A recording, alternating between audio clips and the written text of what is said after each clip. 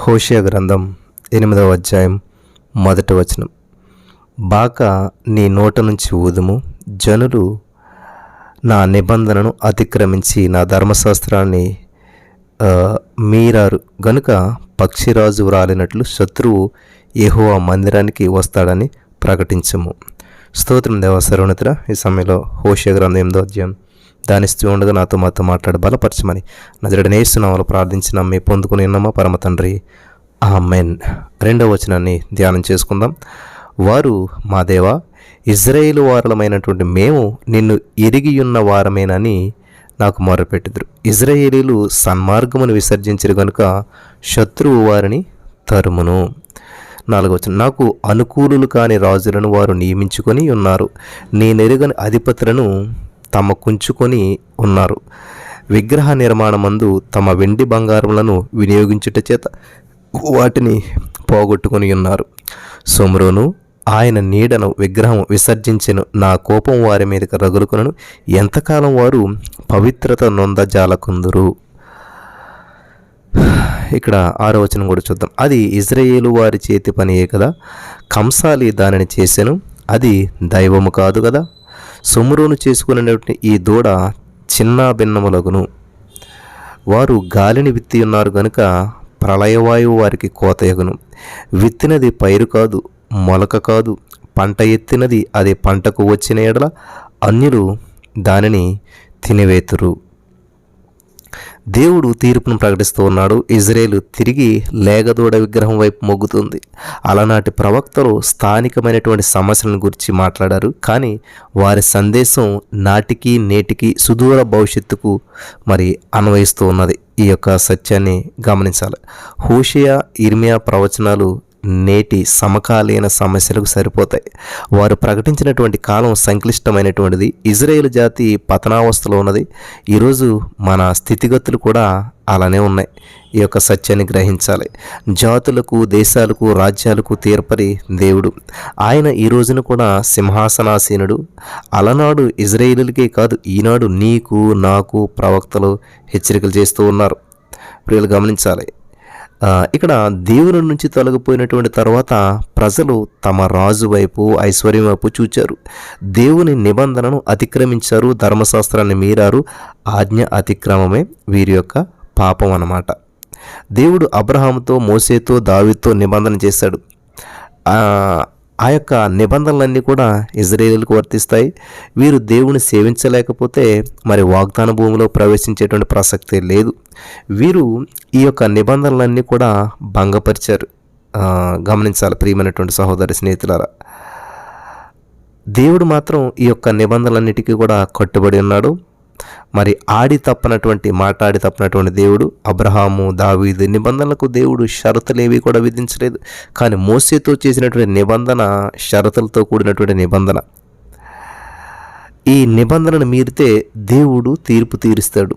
ఈ యొక్క సత్యాన్ని గ్రహించాలి. తాత్కాలికంగా వారు వాగ్దత్త భూమిలో ప్రవేశించకుండా చేసినా కానీ వారికి అది శాశ్వత స్వాచ్యంగా ఇవ్వబడుతుందనేటువంటి వాగ్దానం నిలిచి ఉంది. ఒక తరం గతించింది, మరొక తరానికి అది నెరవేరుతుంది. వారు ఈజిప్ట్ నుంచి విడుదల పొందారు, కానీ వారి యొక్క అవిశ్వాసం బట్టి ఆ తరం మనుషులు కనానులో ప్రవేశించలేకపోయారు. నాకు అనుకూలురు కాని రాజులను నియమించుకుని ఉన్నారు అంటున్నాడు దేవుడు. ఇజ్రాయేలు పరిపాలించవలసినటువంటి వారు దావీదు వంశీకులు మాత్రమే. యెరోబాము తిరుగుబాటు లేవదీశాడు.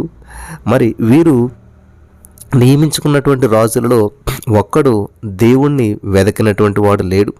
అందరూ కూడా విగ్రహారాధనకు ఉపక్రమించారు. ఈ యొక్క సత్యాన్ని మీరు గమనించాలి ప్రియమైనటువంటి సహోదరి స్నేహితులారా.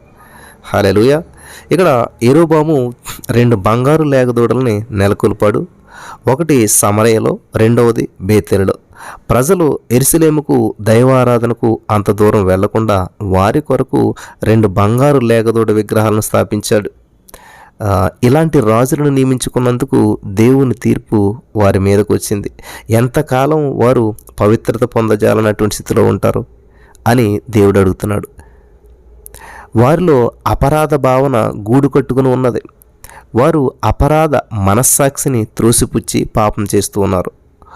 ఓ సొమ్రోను, ఓ సమరయ, దేవుడు నీ లేగదూడ విగ్రహాన్ని గర్హిస్తున్నాడు. ఒమ్రి రాజు కాలంలో ఈ సమరయ రాజధానీయ నగరమయ్యింది. ఒమ్రి ఆహాబు తండ్రి. ఆహాబు యెజెబెలును పెండ్లాడాడు. ఈమె తండ్రి సీదోనులో యాజకుడు, ఫెనీకీయుడు, బయలు దేవతారాధికుడు. యెజెబెలు తన పుట్టింటి నుండి ఎందరో బయలు పూజారును ఇజ్రాయేలు రాజ్యానికి తెచ్చింది ఆమె. ఇక్కడ ఇజ్రాయేలులో చాలామంది బయలు పూజారులు ఉన్నారు. ఇది గమనించాలి ప్రియులారా. హోషేయ 8:5 చూసినట్లయితే, సుమ్రోను ఆయన నీ దూడను అంటే విగ్రహమును విసర్జించెను, నా కోపము వారి మీదకి రగులుకొనెను, ఎంతకాలము వారు పవిత్ర నొందజాలకుందురు అని చెప్పి ఇక్కడ దేవుడు అంటున్నాడు. సమరయ నేటి వరకు కూడా శాపగ్రస్తమైనటువంటి దేశం. అక్కడి ప్రకృతి దృశ్యాలు ఎంతో మనోజ్ఞమైనటువంటివి. ఏమి లాభం? దాని మీద దేవుని శాపం నిలిచి ఉంది. పూర్వం అక్కడ దంతంతో నిర్మించబడినటువంటి రాజసౌధాలు ఉండేటువంటివి ఈ మధ్య తవ్వకాల్లో కూడా అవి బయటపడ్డాయన్నమాట. గమనించాలి ప్రియమైనటువంటి సహోదరి స్నేహితులారా. ఇక్కడ అయితే తాము దేవుని సృష్టి ఆ సంగతి మర్చిపోయి దేవుని తీర్పును కొని తెచ్చుకున్నారు. వీరి క్రియలకు ఫలితం ప్రళయవాయువు, కరువు. శత్రువు వారిని తరుముతాడు, వీరి పంటను తినివేస్తాడు, దిగమింగుతారు. ఇక్కడ 8వ అధ్యాయం 8వ వచనంలో చూసినట్లయితే, ఇజ్రాయేలు వారు తినివేయబడుదురు, ఎవరికి ఇష్టము కాని ఘటం వంటి వారై అన్యజనులలో ఉందురు అని చెప్పి ఇక్కడ 8వ వచనం మనం చూస్తూ ఉన్నాం. 9వ వచనం కూడా మనం చూసినట్లయితే, అడవి గార్ధభము తన ఆశ తీర్చుకొనబోయినట్లు ఇజ్రాయేలు వారు అశ్షూరీయుల యొద్దకు పోయిరి, ఎఫ్రాయిము కానుకలిచ్చి విటకాండ్రను పీల్చుకొనెను. 10వ వచనం చూసినట్లయితే, వారు కానుకలిచ్చి అన్యజనులలో విటకాండ్రను పీల్చుకొనెను, ఇప్పుడే నేను వారిని సమకూర్చుదును. అధిపతులు గల రాజు పెట్టు భారము చేత వారు త్వరలో తగ్గిపోదురు. 11వ వచనం కూడా చూద్దాం. ఎఫ్రాయిము పాపమునకు ఆధారముగు బలిపీఠములను ఎన్నెన్నో కట్టెను, అతడు పాపం చేయుటకు అవి ఆధారములాయెను. 12వ వచనం, నేను అతని కొరకు నా ధర్మశాస్త్రమును పరిపూర్ణంగా వ్రాయించి నియమించినను, వాటిని అతడు అన్యములుగా ఎంచెను. 13వ వచనం చూసినట్లయితే,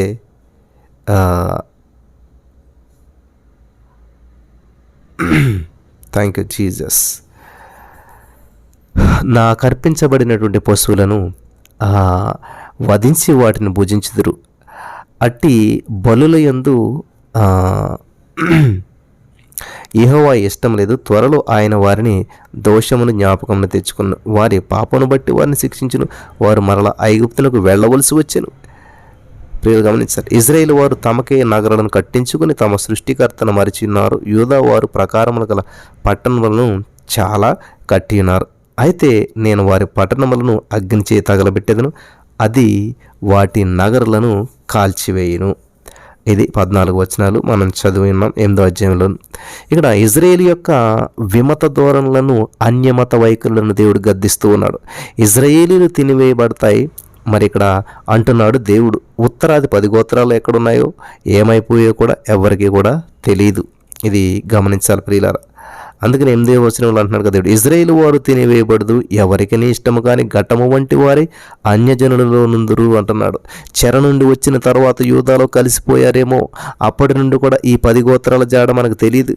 వీరు లోకమంతటా కూడా చెదిరిపోయారు. ప్రస్తుతం ఇజ్రాయేల్లో ఉన్నటువంటి యూదులకు 4 రెట్ల మంది లోకంలో చెదిరిపోయినటువంటి వారే అని ఇక్కడ మనం గమనించవలసినటువంటి విషయం ఉన్నది ప్రియులారా. మీరు గమనించారా? అసలు ఏమైపోయినాయి 10 గోత్రాలు? 9వ వచనంలో, అడవి గార్ధవము తన ఆశ తీర్చుకొనబోయినట్లు ఇజ్రాయేలు వారు అశ్షూరీయుల యొద్దకు పారిపోయిరి. మరి పోయారంటే ఎఫ్రాయిము కానుకలు ఇచ్చి విటకాండ్రను పిలుచుకొనెను అని హోషేయ గ్రంథం 8వ అధ్యాయం 9వ వచనంలో మనం చదువుకుంటూ ఉన్నాం.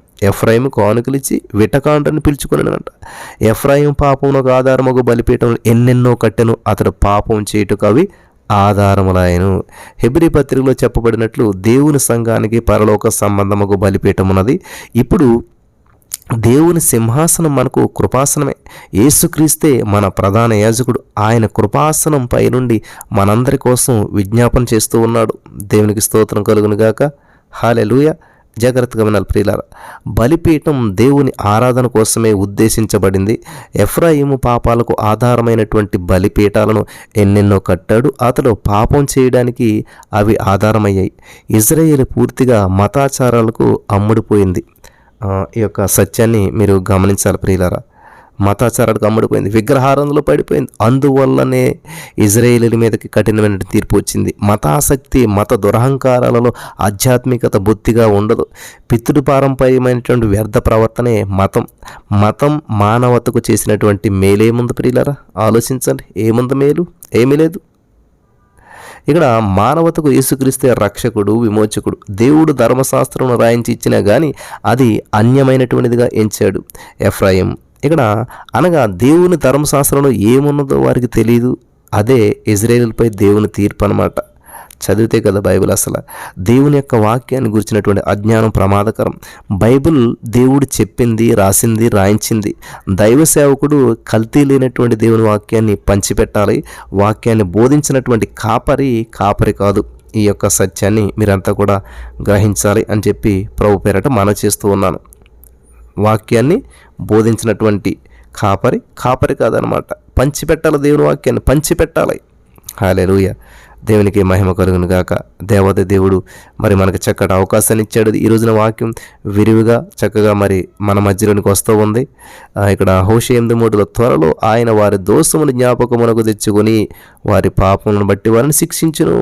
చూసారా, వారు మరల ఐగుప్తులకు వెళ్ళవలసి వచ్చును అంటున్నాడు. యూదా కూడా ప్రియులు గమనించాలి. ఇక్కడ యూదా కూడా పాపం చేసింది.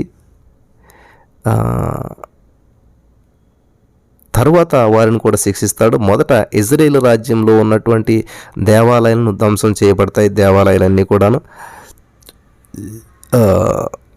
ఇది గమనించవలసినటువంటి విషయం అన్నమాట. 8:14 వచనం. ఇజ్రాయేలు వారు తమకే నగరాలను కట్టించుకుని తమ సృష్టికర్తను మరిచిన్నారు. యూదా వారు ప్రాకారములు గల పట్టణములను చాలా కట్టించుకుని ఉన్నారంట. తమ కొరకు తాము కట్టించుకుని ఉన్నారంట. చాలా కట్టించుకున్నారంట. దేవుడు చెప్తున్నటువంటి మాట ఇది. చాలా కట్టినారంటున్నాడు.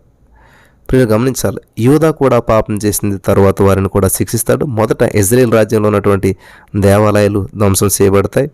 ఇక్కడ 8:1 బాకా నీ నోట నుంచి ఊదును, జనులు నా నిబంధనను అతిక్రమించి నా ధర్మశాస్త్రాన్ని మీరారు గనుక అంటున్నాడు. వారు ఆక్రందన చేస్తున్నారు, మొర్ర పెడుతున్నారు, కానీ వారి ఆక్రందన యథార్థమైనటువంటిది, హృదయపూర్వకమైనటువంటిది కాదు. అందులో పశ్చాత్తాపం బొత్తిగా లేదు. 3 ఇజ్రాయేలీలు సన్మార్గం విసర్జించరు గనుక శత్రు వారిని తరుమును అంటున్నాడు. సుమ్రోను ఆయన నీ దూడను అంటే విగ్రహాన్ని విసర్జించిన అంటున్నాడు. లోకంలో హేయ క్రియలన్నిటిలో కూడా విగ్రహ పూజ హేయాతి హేయమైనటువంటిది. ఇది దేవునికి కోపం తెప్పించేటువంటి పని. విగ్రహానికి సత్య ఏక దేవునికి ఎలాంటి పొత్తు లేదు. ఏ విగ్రహానికి పూజ చేసినా కూడా అదే దేవునికి చేరదు. మోసపోకుడు దేవుడు విక్రించబడ్డాడు. మనుషుడు ఏమి ఎత్తుతాడో అదే పంట కోస్తాడని గలతీ 6:7 మనం చదువుకుంటూ ఉన్నాం. దేవుని కోపం మరి ప్రియులు గమనించాలి. దేవుని కోసం ప్రత్యేకమైనటువంటి ప్రజగా ఉండవలసినటువంటి ఇజ్రాయేలు అన్యులతో సమానమైపోయారు. దేవునికి ఎందుకు పనికిరానటువంటి ఘటమైపోయింది. సాయపడతాము అంటే చాలు, ఎవరికైనా సరే ఎంతైనా సరే డబ్బు చెల్లించడానికి వాళ్ళు సిద్ధంగా ఉన్నారు. ఇజ్రాయేల్ ప్రజల గురించి ఇక్కడ సత్య ఏక దేవునికి కాక అసత్య దేవుళ్ళకు వారు బలిపీఠాలు నిర్మించారు. ఈ పూజలన్నీ కూడా వారు దేవునికి వ్యతిరేకంగా చేసినటువంటి పాపమే. ధర్మశాస్త్రం సంపూర్ణమైనటువంటిది. మోసే రాసిందంతా కూడా దేవుడు రాయించిందే. మోసే దేవుని యొక్క కలం. హల్లెలూయా. ఇక్కడ ఇజ్రాయేల్ వారు ఎంత చెడిపోయారంటే వారి యొక్క ధర్మశాస్త్రం వారికే వింతగా కనిపిస్తుంది. విగ్రహాలకు కాక దేవునికే బలులు అర్పించినటువంటి విగ్రహాలు కాకుండా ప్రియులు గమనించాలి, విగ్రహాలకు కాక దేవునికి బలులు అర్పించినా కానీ ఏం లాభం? వారిలో యథార్థత లోపించింది కనుక వారి యొక్క ఆరాధనను దేవుడు అంగీకరించడు. గమనించాలి, అంగీకరించడు. ఇక్కడ తమను చేసినటువంటి దేవుణ్ణి మరచి తాము చేసినటువంటి విగ్రహాల వైపు మరలం ఈ యొక్క మానవుల్లో కనిపించేటువంటి సామాన్యమైనటువంటి పాపం. ఇజ్రాయేల్ వారికి ధర్మశాస్త్రం ఉన్నది కావున అన్యుల కంటే వీరి యొక్క పాపం మరీ ఘోరమైనటువంటిది. గమనించాలి. ఇక్కడ 7వ వచనంలో చూసారా, వారు గాలిని విత్తి ఉన్నారు కనుక ప్రళయానికి వస్తారట. ఇజ్రాయేలు సైనిక బలాన్ని నమ్మించి ఆర్థిక బలం మీద ఆధారపడింది. అయితే వారి నైతికమైనటువంటి భ్రష్టత్వం అధోగతికి కారణమైంది. వారే కాదు, ఏ జాతైనా కూడా రాజ్యమైనా సరే ఇదే ప్రాతిపదిక మీద పనిచేస్తుంది. దేవుని మీద ఆధారపడినటువంటి రాజ్యాలకు మనుగడ లేదు. మనిషికైనా సరే ఎవరైతే దేవుడి మీద ఆధారపడతారో వాళ్ళ జీవితంలో మాత్రమే అద్భుతాలు చూస్తారు. ఇక్కడ దేవుడు మాట్లాడుతున్నాడు, పక్షిరాజు తన ఎర మీదకు దిగి వచ్చినట్లు దేవుడు ఒక సైన్యాన్ని పంపబోతున్నాడు. కాబట్టి ఇక్కడ హెచ్చరిక చేయాలన్నమాట. దేవునికి స్తోత్రం కలుగును గాక. హల్లెలూయా. కాబట్టి ఇక్కడ చాలా అద్భుతమైనటువంటి విషయాలను దేవుడు మనకి తెలియజేస్తున్నాడు ఈ యొక్క 8వ అధ్యాయంలో. ఇక్కడ మనం 13, 14 వచనంలో చాలా ప్రాముఖ్యమైన విషయాన్ని మనం ధ్యానం చేసుకున్నాం. ఈ 13వ వచనంలో మొదట వరుస కష్టతరమైనటువంటిది అనమాట. అక్షరార్థంగా చెప్పాలంటే నాకు అర్పించబడినటువంటి హౌ అంటే బలుల్లో మాంసమును అర్పిస్తారు అని చెప్పాలన్నమాట. హెబ్రీలో హౌ అనేటువంటి మాట ఒక రకమైనటువంటి అర్పణ. బహుశా మరి అది వేచిన లేక ఇష్టమైన అనేటువంటి అర్థంతో ఇక్కడ మాత్రమే పేర్కొన్నారు. ఐగుప్తునకు వెళ్ళవలసి రావడం అక్షరార్థంగా కాకపోవచ్చు, కానీ ప్రజలు మరలా విదేశాల్లో బానిసలుగా మొదలు పెట్టాలి అని సూచిస్తుంది అనమాట. నిజంగా ఐగుప్తు వెళ్ళిపోతారని కాదు, కానీ అక్కడ మరలా బానిసలు అయ్యేటువంటి మనస్సుకి వాళ్ళు అప్పగించబడతారు అనేటువంటి ఆ యొక్క ఆలోచన అనమాట. క్రీస్తుపూర్వం 722 సంవత్సరంలో ఉత్తర రాజ్యం అస్సూరు చేతిలో పతనమైంది, గమనించాలి. అయితే హోషేయ యూదాను విడిచిపెట్టలేదు. యూదా కూడా క్రీస్తుపూర్వం 701లో అస్సూరీల ఆక్రమణకు గురవుతుందన్నమాట. 2 రాజుల 18-13 మీరు చదువుకోవచ్చు. ఈ 8వ అధ్యాయం 14 వచనం ప్రకారం తమ నిత్యమైనటువంటి దేవునికి బదులుగా త్వరగా పాడైపోయేటువంటి కోటలు, అంతఃపురాలకు ఇశ్రాయేలీయులు ప్రాధాన్యం ఇచ్చారు అని ఇక్కడ దీని యొక్క అర్థం అన్నమాట. ఈ వాక్యం ద్వారా దేవుడు మనల్ని బలపరచును గాక. ఆమేన్.